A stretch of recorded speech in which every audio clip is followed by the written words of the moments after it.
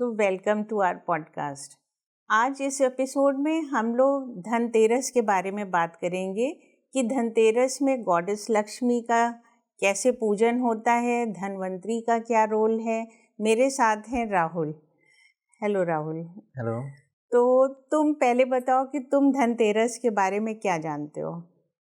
धनतेरस में जो हम लोग ट्रेडिशनली करते थे वो था कि उस दिन हम लोग मार्केट जाते थे और या मॉल्स हैं तो मॉल्स जाते थे और शॉपिंग करते थे। स्पेशली जो बर्तन की शॉपिंग उस दिन की जाती है तो नॉर्मली कुछ ना कुछ शॉपिंग कर लेते थे। जैसे कुछ कपड़े ले लिए और बाकी होता था कि बर्तन लेना होता था। तो जैसे मैंने देखा कि आप या हम लोग साथ ही में जाते थे तो बर्तन कोई ले लिए, चम्मचें ले ली या कोई और यूटेंसिल्स ले लिए, कभी कोई कुछ सिल्वर की भी चीज़ ले ली। और नॉर्मली होता था उस दिन शाम को मार्केट जाना होता था तो भीड़ भी काफ़ी होती थी धनतेरस के दिन। बट एक तरह से धनतेरस मार्केट जाना और शॉपिंग करने से जितना मैं समझता हूँ उतना हम लोग करते थे और अभी भी ऐसे ही करते हैं। तो एक्चुअली यही होता है, आम पब्लिक जो हम लोग करते हैं वो उस दिन शॉपिंग ज़रूर करते हैं। उस दिन कहा जाता है कि मेटल लेना चाहिए और गोल्ड और सिल्वर की शॉपिंग करनी चाहिए। तो इसका जो ये गोल्ड या सिल्वर की शॉपिंग या इसका भी कुछ सिग्निफिकेंस है या किसी जैसे हम लोग थोड़ा सा मालूम है कि उस दिन पूजा भी करी जाती है, स्पेशली लक्ष्मी पूजा भी की जाती है, तो उसके बारे में थोड़ा कम आइडिया है। तो क्या उसकी सिग्निफिकेंस है? तुमने देखा होगा कि नॉट ओनली बर्तन की दुकान, ज्वेलर्स की भी दुकान में बहुत भीड़ होती है। लोग ज्वेलरी खरीदते हैं, कॉइन खरीदते हैं, सिल्वर के, गोल्ड के, जो जितना अफोर्ड करता है। यस। तो इसके पीछे भी एक स्टोरी है कि मेटल का क्या रोल है दिवाली के पूजा के वक्त। तो इसके लिए एक स्टोरी बताई जाती कि एक कोई किंग था जिसका एक बेटा था, तो उसको किसी ज्योतिषी ने बताया कि ये जब 16 साल का होगा तो इन्हीं दिनों जो दीपावली का दिन है उसी में इसको यम ले जाएंगे। तो एज यूजुअल पहले बहुत जल्दी शादी होती थी तो उसकी शादी भी हो गई थी। और उसकी जो वाइफ आई उसने क्या किया कि उसने उस दिन काफी सारी ज्वेलरी निकाली और उसको दरवाजे पे रख दिया। और दरवाजे को, महल का ही जो दरवाजा था, उसको बहुत लाइट वगैरह भी जला दी। उस समय ऐसी लाइट्स नहीं होती थी, लेकिन जो भी लाइट्स होती थी, दिए, दीपक, लैंटर्न, जो भी रहा होगा, उसने पूरा जला के रख दिया कि इतनी रोशनी हो गई। और मेटल के ऊपर जब लाइट पड़ती है तो वो और चमकता है। और अपने हस्बैंड को वो रात में सोए ना, इसके लिए उसने म्यूजिक शुरू कर दी, मीन्स गाना गाना शुरू कर दिया, भजन गाए, म्यूजिक जो भी बजा सकती थी या किसी को बुला के जैसे भी करके, ताकि वो लाइट्स एंड म्यूजिक और ये मेटल खूब सारे हो जाएं। तो वो सोया नहीं। अब रात में जैसे कि यम को आना था वो आया, लेकिन वो दरवाजे पे ही जो चमक थी, उस चमक में वो एक तरह से मंत्रमुग्ध हो गए। और वो जो संगीत चल रहा था वो सब वो सुनता रहा वहीं से, और वो उसके आगे कुछ उसको दिखा ही नहीं, तो वो अंदर पहुंच ही नहीं पाया। और नेक्स्ट डे वो वापस लौट गया क्योंकि उसको तो उसी रात लेके जाना था। तो इस तरह से उसकी मृत्यु टल गई। तो ये एक सिंबल है कि अगर हम लोग इस दिन बहुत सारा धन जमा करेंगे in the form of metal और बहुत लाइट्स ऑन करेंगे, खूब घर को रोशनी से पूरा रखेंगे, तो हमारे घर में पॉजिटिविटी आएगी और जो नेगेटिविटी है वो आ ही नहीं पाएगी, बल्कि होगी तो चली जाएगी। धनतेरस में लक्ष्मी जी का क्या रोल है, और जो धनतेरस यानी कि धनवंतरी, जिन गॉड की हम लोग पूजा करते हैं, वो कैसे अपीयर हुए, क्या हुआ, उसके बारे में समझते हैं इस एपिसोड में। लोगों को आइडिया भी होता है, लेकिन बहुत से लोगों को इस बात का आइडिया नहीं भी होता है। जो मेरी जैसी जनरेशन होगी उनको थोड़ा सा कम आइडिया होगा। थोड़ा कम आइडिया। मैंने भी जब रिसर्च की, पढ़ा, तो मुझे और भी चीज़ें पता चली। थोड़ा बहुत पहले भी आइडिया था। तो इसमें जो स्टार्टिंग से मैं बताना चाहूँगी कि तुमने सुना होगा कि इंद्र भगवान स्वर्ग के राजा हैं। ओके। है ना। तो वो एक दिन अपने ऐसे निकले टहलने के लिए, तो उनको, और उनकी सवारी थी हाथी। अच्छा। तो वो जब निकले तो उनको दुर्वासा ऋषि मिले। शायद तुमने नाम सुना होगा, नहीं सुना। तो दुर्वासा ऋषि जो थे वो उनका फेमस था कि वो गुस्सा बहुत होते थे, क्रोध बहुत जल्दी आ जाता था और क्रोध में अक्सर वो श्राप भी दे देते थे। पहले काफी ऋषि मुनि का ये सुनते हैं स्टोरीज में नहीं, कि सब नहीं होते हैं बट लेकिन इनका फेमस था। अच्छा। तो हुआ क्या कि इंद्र के पास जब वो मुलाकात हुई तो उनके पास, दुर्वासा ऋषि के पास उस समय एक फूलों की माला थी। तो वो माला उनको किसी अप्सरा ने दी थी, स्वर्ग की अप्सरा ने। तो एक तरह से वो प्रसाद थे, फूलों की माला। तो उन्होंने वो इंद्र को दे दी। इंद्र ने क्या किया कि अपने हाथी के ऊपर ट्रंक पे उसको टांग दिया, जो ट्रंक होती है। लेकिन वो डिवाइन माला था, फूलों की महक बहुत ज़्यादा थी। तो वहाँ पे बीज जो आसपास रही होंगी, मक्खी या जो भी रहते होंगे, वो आ गए और हाथी को परेशानी होने लगी उससे। तो उसने झिड़क दिया। जब उसने झिड़का तो वो माला गिर गई ज़मीन पे। अब दुर्वासा ऋषि को बहुत तेज गुस्सा आ गया कि ये क्या किया इन्होंने। तो उनको इतनी ज़ोर से गुस्सा आया कि उन्होंने कहा इंद्र भगवान से कि तुम जितने देवता लोग हो, सबकी शक्ति कम हो जाएगी।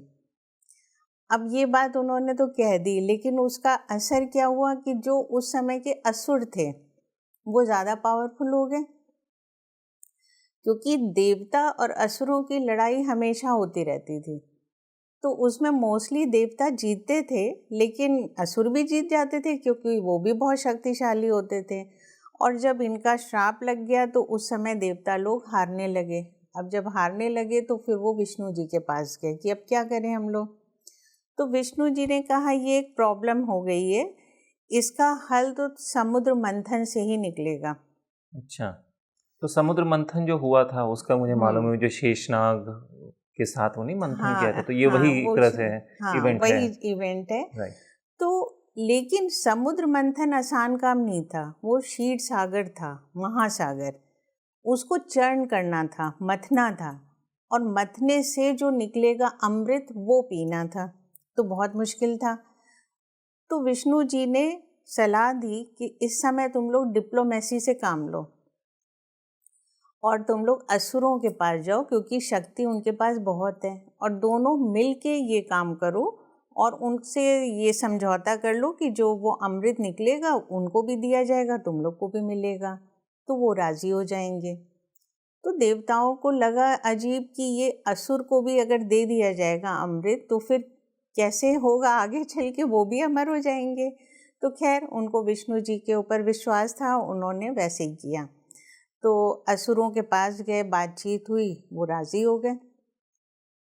तो आपस में जो भी समझौता हुआ कि जो भी चीज़ निकलेगी वो आधी आधी दोनों में डिस्ट्रीब्यूट होगी, तो हो गया। अब लेकिन काम बहुत मुश्किल था। तो तुमने वो देखा होगा कि जैसे मक्खन निकाला जाता है दही को, तो उसको मथते हैं। तो बड़ा सा मटका होता है, उसमें एक बीच में रॉड होती है और रस्सी से यूं यूं किया जाता है, तो उसको मथना कहते हैं। तो अब समुद्र को कैसे किया जाए, तो उसके लिए विष्णु जी का जो पर्वत है, मंदार पर्वत, अच्छा, हाँ, जहाँ पे कहा जाता है कि विष्णु जी का वास होता है, तो उन्होंने कहा कि ये मंदार पर्वत ले जाओ और इसके चारों ओर जो रस्सी का काम है वो शिव जी की जो नाग है, शेषनाग, वो वासुकी नाम है उसका। अच्छा, तो शेषनाग वो नहीं थे, शेषनाग नहीं वो है, वासुकी नाग। वासुकी नहीं, वासुकी तो उसका नाम था। अच्छा, बट वो शेषनाग नहीं था। Okay okay. तो वो रस्सी का रोल करेगा। तो ये तैयारी शुरू हुई। तो असुर और देवता दोनों इस काम में जब शुरू किया उन्होंने, तो ये जो पर्वत को ले जाना, और तो उसी में काफ़ी असुर और देवता तो शहीद हो गए। अच्छा, क्योंकि बहुत मुश्किल काम था। लेकिन विष्णु जी को जब पता चला तो उन्होंने उनको फिर अलाइव कर दिया, और फिर ये पर्वत पहुंचा वहाँ पे क्षीर सागर में, और वासुकी तो अपने आप ही उसके चारों ओर लपेट गए, वो तो नाग थे। उस समय एक चीज़ और हुई कि जब ये वासुकी उसमें लपेटे तो उनके दो सिरे थे, एक सिरा था टेल, दूसरा सिरा था जो उनका फन या फेस होता है, माउथ होता है। तो असुरों को लगा कि हमको ये वाला लेना चाहिए, ज़्यादा इम्पॉर्टेंट है जो फेस वाला साइड है। तो उन्होंने टेल दे दिया देवता को और उन्होंने फेस वाला साइड लिया और ये मतना स्टार्ट हुआ। तो उससे हुआ क्या कि जब वो मथ रहे थे तो उसके नाक के मुंह से निकलता था पॉइजन, तो वो असुरों तक पहुंच जाता था और इधर देवता जो थे वो सेफ थे। फिर जब मथने लगे तो वो जो पर्वत था वो धीरे धीरे नीचे धंसने लगा, पानी में रहा होगा तो नीचे जाने लगा। तो ये हुआ कि अब क्या करें। तो जब भी कोई प्रॉब्लम होती थी तो ये लोग विष्णु जी के पास पहुंचते थे। तो विष्णु जी ने कहा अच्छा मैं इसका कुछ करता हूँ। तो एक विष्णु जी का अवतार है जिसमें कि वो टॉर्टस बन जाते हैं, कछुआ। तो वो कछुआ बन के नीचे चले गए और अपने ऊपर वो पर्वत ले लिया। तो इस तरह से वो शुरू हो गया मथना। अब जब ये मंथन स्टार्ट हुआ तो धीरे धीरे निकलना शुरू हुए, उसमें से काफ़ी रत्न निकले। तो उसमें से एक आधे रत्न चले गए असुर के पास, 14 करीब निकले थे शायद, वो बाकी चले गए देवताओं के पास। तो वो रत्न भी बहुत इम्पोर्टेंट थे। उसके बाद उसमें से कामधेनु एक गाय निकली, कल्प वृक्ष निकली। ये सब डिवाइन चीज़ें थी जो कुछ असुरों के पास भी कुछ चीज़ें गई, लेकिन ये चीज़ें गई देवताओं के पास। कामधेनु गाय हाँ, और जो वृक्ष निकला कल्प वृक्ष। कल्प हाँ, वृक्ष। ओके। तो इसी तरह के कुछ शंख निकले, कोच जिसको कहते हैं, और एक शिव जी का कुछ निकला तो वो उनको मिला। इस तरह से ये बंटवारा होता रहा। उसके बाद निकली वहाँ से गॉडेस लक्ष्मी, उनके साथ 3 गॉडेस और भी आई निकली थी। पर उस समय फिर गॉडेस लक्ष्मी भी निकली, हाथ में वो एक मटकी थी उनके जिसमें कि अशर्पियाँ या जो भी उस समय की मुद्राएं होती होंगी वो लेके वो निकली। और इसी के साथ में फिर गॉड धनवंतरी निकले जिनके हाथ में अमृत था। तो जब धनवंतरी निकले उनके हाथ में ये अमृत था जिसको पीना था, तो एक राक्षस उसको लेके भागा। अब जब राक्षस लेके भागा तो फिर ये हुआ कि अब क्या किया जाए। तो अगेन विष्णु जी हमेशा हेल्प करते हैं। उन्होंने एक बहुत खूबसूरत नारी का रूप लिया जिसका नाम मोहिनी। तो मोहिनी के रूप में वो आए और उस असुर से उन्होंने वो ले लिया और उन्होंने ये उसको समझा दिया कि अब हम तुम दोनों लोगों को ये अमृत देंगे, पिलाएंगे, दोनों लोग रो में बैठ जाओ। तो लाइन लगा के बैठ जाओ और फिर ये देना शुरू किया इन्होंने। लेकिन उस समय नेचुरली वो तो विष्णु जी का अवतार मतलब रूप थी वो, तो उन्होंने सारा जो अमृत था वो देवताओं को दिया और जो असुर थे उनको कुछ और दे दिया होगा। लेकिन उनमें से एक ऐसा असुर था जो समझ गया और वो वहाँ से उठा और अपने को डिस्गाइज किया उसने देवता में, देवता का रूप बना के वो उस लाइन में जाके बैठ गया और पी भी लिया उसने। अब जब उसने पी लिया तो ये बात भगवान थे तो उनको पता चल गई और सन और मून इन्होंने देख लिया। तो उसी समय क्या हुआ कि मोहिनी ने ही अपने सुदर्शन चक्र से इसका गला काट दिया। तो ये बन गए राहु और केतु। जो उसका गला कटा यानी फेस था, हेड जो था वो हो गया राहु और केतु हो गया उसका बाकी जो धड़ का पोर्शन था। तो जो हम लोग सुनते रहते हैं राहु और केतु, ये एक तरह से असुर है जिसके 2 पार्ट किए गए थे। तो इस तरह से देवताओं को अमृत मिल गया तो नेचुरली वो तो अमर हो गए और राक्षस को वैसे ही हो गया कि उनको कुछ नहीं मिला, जो रत्न वगैरह मिले वही मिले। तो तभी जब लक्ष्मी जी उसी समय जो आई वो फिर विष्णु के साथ एक तरह से चली गई, कुछ और गॉडेस आई थी वो देवताओं के साथ चली गई। तो इस तरह से लक्ष्मी जी उस दिन उनका आना हुआ। तो यूँ कह सकते हैं कि समुद्र मंथन से ही लक्ष्मी जी उत्पन्न हुई और विष्णु जी के साथ वो चली गई। तो इसलिए जो धनतेरस है हम लोग इसमें लक्ष्मी पूजन भी करते हैं, क्योंकि हमको लगता है कि लक्ष्मी जी आएंगी, तभी रंगोली बनाई जाती है, दरवाजे पे लोग डेकोरेट करते हैं फ्लावर्स से और भी चीज़ों से कि उनका आगमन होगा। कई लोग उनके पैर भी बनाते हैं कि लक्ष्मी जी हमारे घर आएं। तो लक्ष्मी जी का आना मतलब हो गया कि धन का आना, वेल्थ, प्रॉस्पेरिटी, सक्सेस। और जो धनवंतरी हैं वो एक तरह से अमृत लेकर आए थे, तो उसको ये कहा जाता है कि वो आयुर्वेदा की शुरुआत वहीं से हुई। तो गवर्नमेंट ने भी इसको नेशनल डे ऑफ आयुर्वेदा की तरह से डिक्लेयर किया है। तो धनतेरस एक तरह से अब हम लोग का नेशनल डे ऑफ आयुर्वेदा हो गया है। तो इसीलिए हम लोग इनकी पूजा करते हैं और शाम को दिया भी जलाया जाता है। धनतेरस के दिन भी दिया जलाते हैं। तो ये कहा जाता है कि दिया जलाने से, रोशनी करने से एक पॉजिटिविटी आती है और उनका वेलकम करना होता है, दोनों चीज़ें ही होती हैं। तो ये स्टोरी है एक तरह से धनतेरस को सेलिब्रेट करने की। काफ़ी इंटरेस्टिंग स्टोरी है।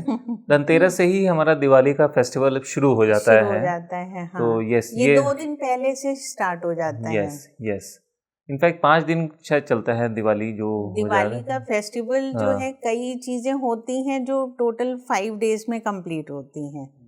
तो वो अलग अलग तरह की पूजा होती हैं।